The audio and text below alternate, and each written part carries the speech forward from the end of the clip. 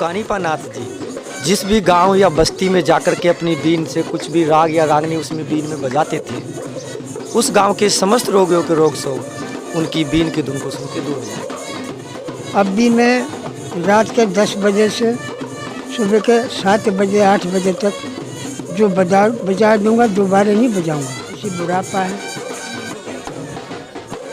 88 साल की उम्र है।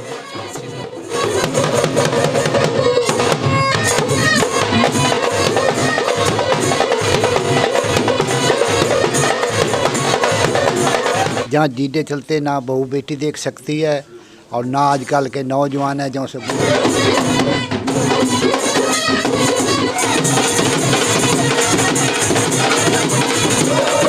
हमने इतनी बड़ी जिम्मेदारी ले रखी है और 88 साल की उम्र में भी अभी भी 10 से 12 घंटा तक लगातार बीन बजा देते हैं।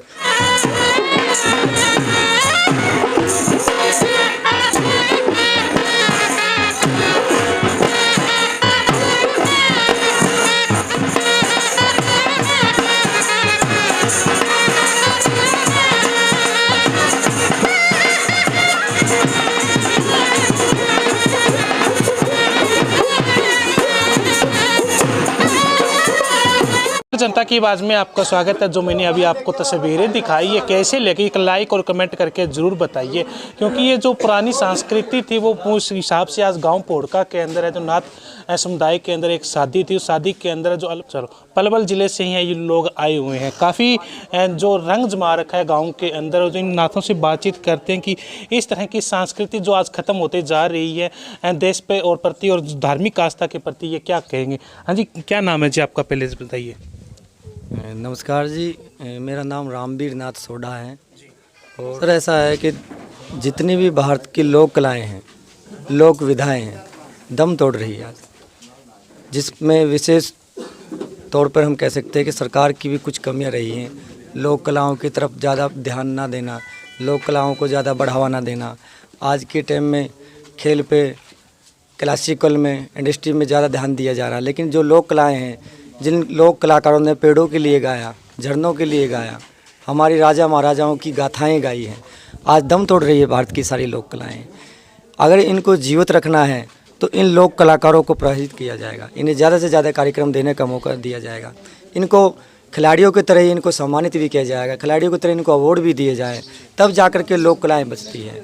आज एक मिनट सर, जैसे कि खेल में लगा लो आप, हमारे हरियाणा में कुश्ती या ज़्यादातर यही है, या अदर जितने भी स्पोर्ट्स है, स्पोर्ट्स में जो लोग आते हैं तो उनको ज़्यादा से ज़्यादा बड़े अवार्ड दिए जाते हैं, ज़्यादा से ज़्यादा पैसे मिलते हैं, तो नई पीढ़ी ज़्यादा रुचि उसमें लेती है कि हमें भी ये चीज़ मिलेगी, पैसा भी अवार्ड भी।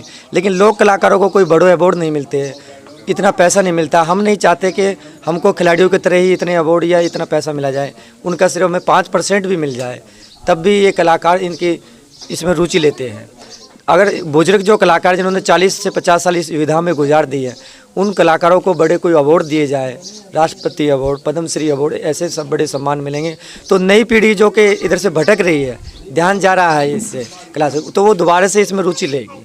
अदरवाइज नहीं तो आज सारी लोक कलाएँ खत्म होने की कगार पर है। जो खत्म हो रही है, क्या मानते हो? जिस तरह डीजे हैं या ऑर्केस्ट्रा हैं, जिस तरह इनको भी कहीं कहीं कमी मानते हो समाज के? सर मैं बताऊँ, सबसे मेन तो जो लोगों को रुझान है ना, वो उसी का ही कारण है, क्योंकि लोगों का रुझान ज़्यादा आजकल ऑर्केस्ट्रा है, इंडस्ट्री है, डीजे वगैरह, इनकी तरफ ज़्यादा रुचि जा रही है। लोक कलाओं को पहले आप देखते थे कि गांव में जो भी कोई शादी विवाह होती थी तो इस तरह के नाथ समुदाय के लोगों के ग्रुप होते थे, बीन तुमा बजा करके। तो इससे तो क्या है कि एक ऐसा मैसेज जाता है कि हमारी संस्कृति जीवित रखे हुए है। मैं आपको कुछ अपनी विधा के बारे में बताना चाहूँगा। जैसे हम नाथ समुदाय से, ये अभी जो आप ग्रुप देख रहे थे, इस ग्रुप में जितने भी कलाकार हैं सारे नाथ जोगी समुदाय से संपर्क रखते हैं।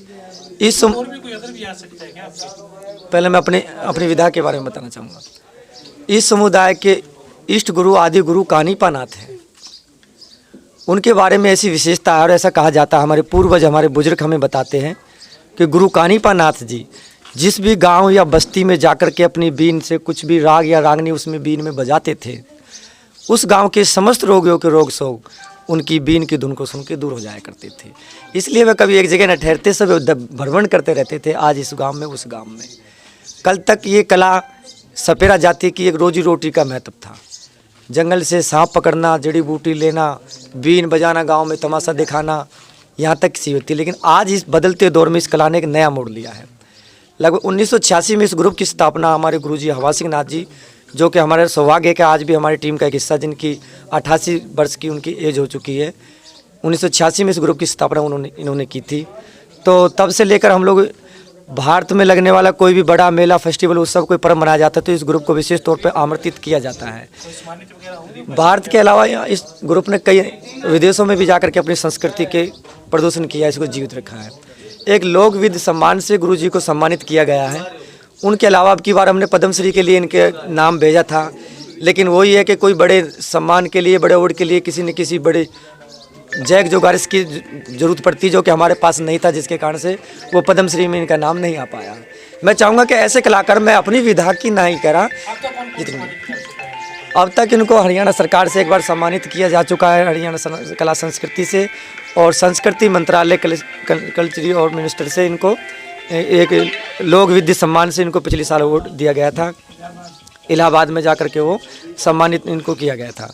मैं चाहूँगा कि इनको ऐसे जितने भी कलाकार हैं, मेरी विधानी हरियाणा में और भी सांग है, घूमर है, फाग है, जंगम जोगी है, यानी जितने भी विधा हैं, उनके जो बुजुर्ग सीनियर कलाकार हैं, उनको बुजुर्ग कलाकारों को पेंशन मिलनी चाहिए, उनको अवार्ड मिलना चाहिए, तब जाकर के नई रुचि उसमें। अरे भाई, आपका नाम बताइए, कब से कर रहे हो ये काम, आपके कितने साल हो गए आज को आपको? हमारी जो परंपरा है, मैं जब 9 साल का था, ये हमारी बीन तो हम 9 साल के सीखे थे। कितने पढ़े लिखे हो बाबूजी आप? अनपढ़ अंगूठा टेक। अच्छा, अंगूठा टेक। हाँ। और कौन कौन से गानों की धुन है अभी आप निकाल लें? गानों की धुन अब तो मैं नहीं कह सकता, सच कह रहा हूँ। अब भी मैं रात के 10 बजे से सुबह के 7 बजे 8 बजे तक जो बजा दूंगा, दोबारा नहीं बजाऊंगा, इतनी धुनें मेरे। अच्छा। फिल्मी भी, क्लासिकल भी। अब मैं अपना मुँह से कुछ नहीं कहूँ, जो भी कुछ मेरे याद है। बाकी पहले ज़माने में तो पहले वाली बात से बुढ़ापा है। कितनी उम्र हो गई आपकी बाबूजी? 88 साल की उम्र है मेरी। अच्छा, 88 साल की उम्र हो गई। हाँ, मुंह के अंदर दांत नहीं है। अच्छा, फिर भी बीन बजाते हो? बजा रहे आपके सामने। अच्छा अच्छा। और चलने के लिए अभी मैं 5 किलोमीटर दूर पैदल भी चल सकूं। अच्छा अच्छा। सबसे बड़ी खुशी है, 5 बच्चे हैं, 5 बहू है। आप बहुत बड़ी बात समझोगे कि कितनी बड़ी बात कह रही हैं। मैं झूठ नहीं बोल रहा हूँ, मैं अपनी रोजी पार करके कह रहा हूँ।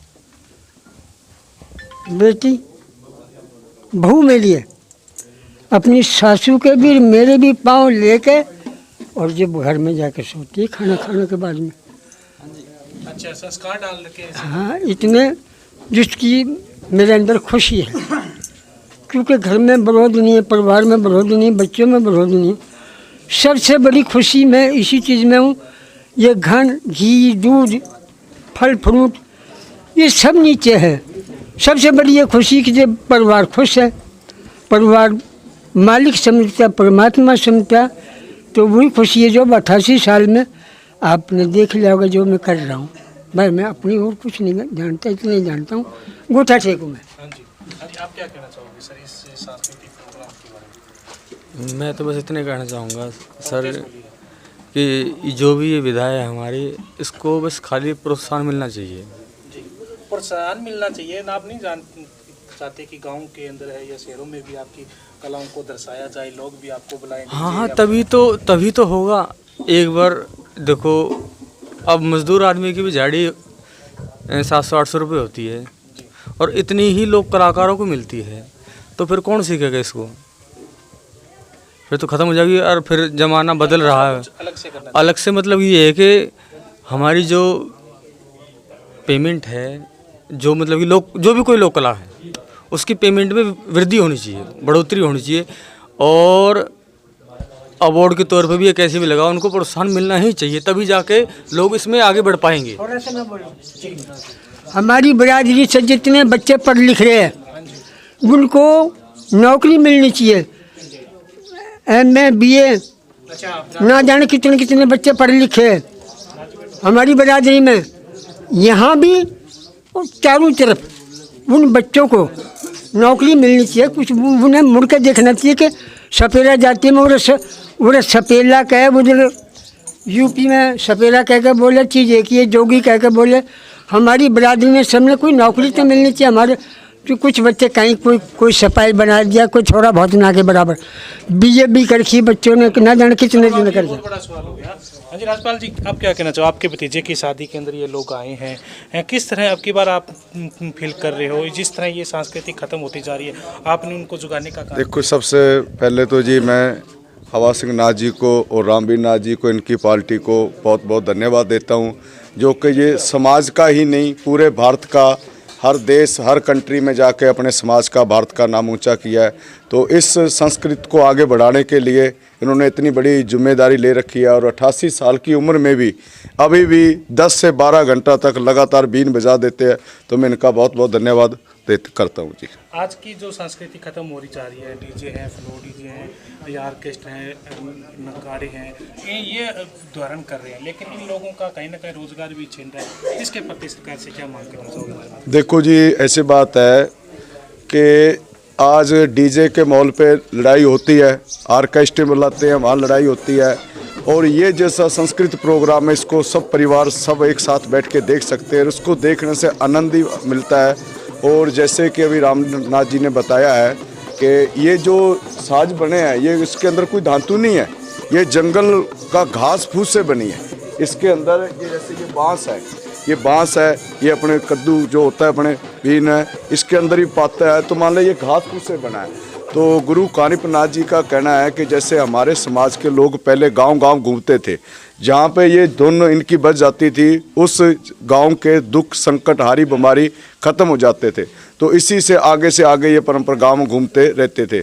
लेकिन अभी स्थायी तो हो चुके हैं, लेकिन हर बात में मनोबल कैसे इनको सरकार की तरफ से कुछ डोनेशन मिले, इनको कुछ सुविधा मिले, तो इनका भी आगे मनोबल बढ़ता रहे। तो मैं कहना चाहता हूँ कि सरकार भी इनमें इनकी हेल्प करे और इस संस्कृति को आगे बढ़ाए रखे। हाँ जी सरपंच साहब, आप आ रहे हो, इन क्या कहना चाहोगे नाथ समुदाय के प्रति? आज ये प्रचलन बहुत खत्म हो रहा है, पोड़का में पहली बार देखने को मिल रहा है।